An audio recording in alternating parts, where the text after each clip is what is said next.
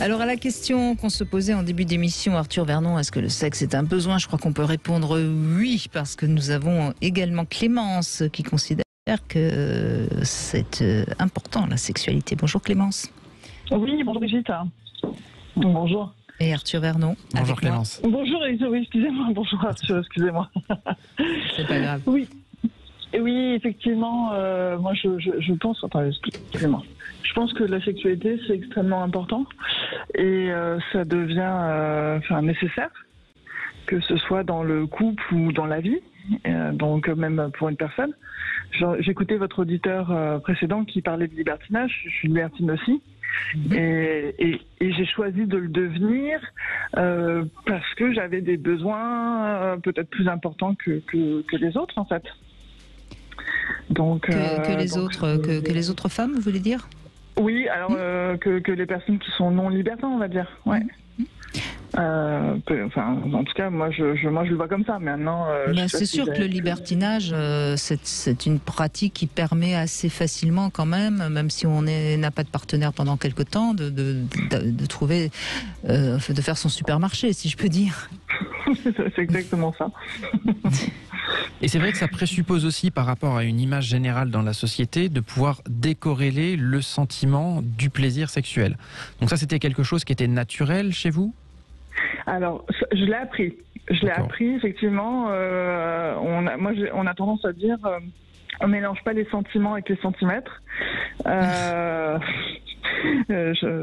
Parce qu'effectivement, moi je l'ai appris. Après, j'ai commencé à libertiner, j'étais seule, donc c'est beaucoup plus facile de commencer à se dire en fait, quoi que je fasse, ça ne m'atteint pas. Oui, il n'y a pas de votre partenaire ne peut pas être choqué ou blessé par quoi que vous fassiez puisque vous êtes seule. Mais c'est une ouverture d'esprit, ça prouve que vous étiez quand même une femme assez libre. C'est ça, j'étais déjà assez libre, même quand j'étais en couple, j'avais déjà pratiqué avec le pluralisme, avec plusieurs femmes ou des choses comme ça. Donc j'étais déjà attirée par la sexualité qui va plus loin, on va dire. Voilà, plus loin que le missionnaire ou la levrette classique, c'est-à-dire que j'arrive complètement à enlever et à votre avis, d'où vient cette ouverture qui est quand même plutôt importante? Alors, j'ai eu une éducation avec des grandes sœurs qui m'ont toujours expliqué, ou même dans ma famille, qui m'ont expliqué que le sexe c'était du plaisir. Et un jour, j'ai rencontré un libertin qui a été vraiment mon maître d'apprentissage. Votre mentor, oui. Ouais, mon mentor exactement, et qui m'expliquait que je m'étais enfermée dans un carcan. Quand je lui disais oui, mais ça se fait pas ou quoi que ce soit, il me dit mais en fait, ce qui se passe à Vegas reste à Vegas. Que je m'étais mis dans un carcan au niveau de mon éducation peut-être, parce que même si j'avais dans ma famille, autant vous dire que mes parents, eux, n'avaient pas du tout cette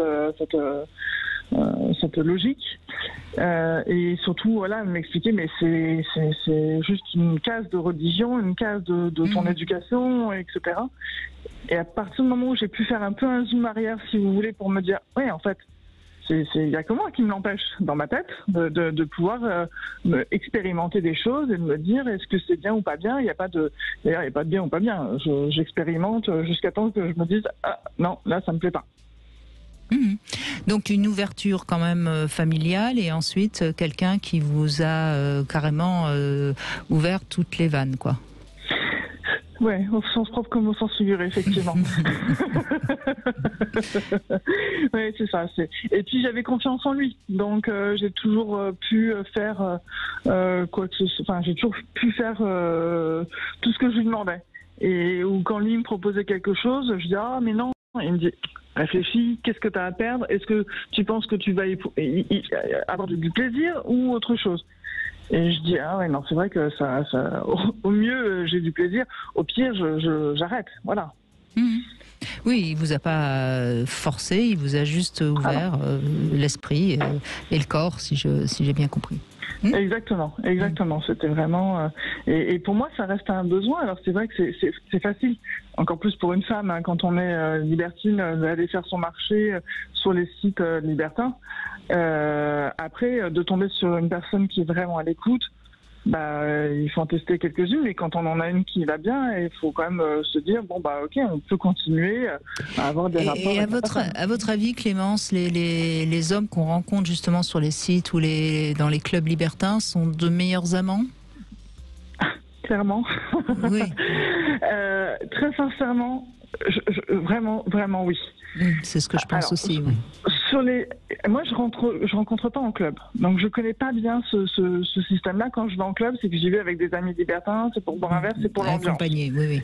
Exactement, j'y vais parce que je dois rencontrer quelqu'un. Enfin, j'y vais jamais.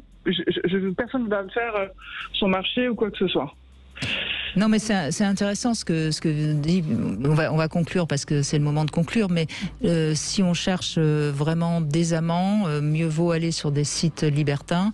Si on cherche l'amour, mieux vaut aller sur Mythique ou je ne sais quel autre site. Voilà. Bien sûr. Ça me paraît une bonne conclusion pour cette émission. Ouais, parce que la sexualité, ça s'apprend. Et donc là, vous avez des personnes qui ont plus d'expérience et donc forcément qui connaissent un petit peu mieux les astuces. Et puis qui aiment les femmes souvent. Et qui aiment les femmes, parce que bien les sûr. hommes libertins sont souvent des hommes qui aiment les femmes, absolument. Merci Clémence, c'était parfait pour conclure cette émission sur les besoins sexuels. Merci Arthur Vernon, je rappelle, le Sweet Paradise est ouvert, c'est 12 rue Marie Stuart dans le 2e.